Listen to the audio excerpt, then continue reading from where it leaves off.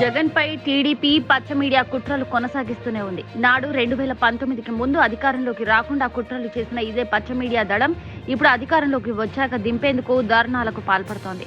ఇన్ని కుట్రలను ఛేదించుకొని అధికారంలోకి వచ్చిన జగన్ను ఇప్పుడు ఎన్నికల వేళ మరింతగా దిగజార్చే ప్లాన్లు చేస్తోంది పచ్చ మీడియా. తెలుగుదేశం అనుకూల పత్రికలు, ఛానళ్లు, అరడజనుకు పైగా ఉన్న ఇవన్నీ కలిసి జగన్కు వ్యతిరేకంగా వార్తలు రాస్తున్నాయి.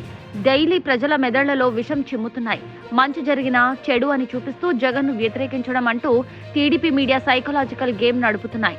వైఎస్ వివేక రెండో పెళ్లి చేసుకుని ఆస్తినంతా రెండో కొడుకు ఇచ్చేస్తుండగా జరిగిన హత్యను కూడా జగన్కు అంటగట్టి పచ్చ మీడియా విషపు రాతలు రాసింది. రోజు సైకలాజికల్ గేమ్ నడిపిస్తోంది టీడీపీ మీడియా. ఏదో జరిగిపోతోందని వైసీపీలోనే ఉన్న అంతర్గత ద్రోహులు టీడీపీ మీడియాకు లీకులిస్తూ పార్టీకి వ్యతిరేకంగా మాట్లాడుతున్నారు. వైసీపీలో టికెట్లు రాని వారంతా ఇలా చంద్రబాబుకు అమ్ముడుపోయి ఇలా వైసీపీ లీకులు ఇస్తున్నారు.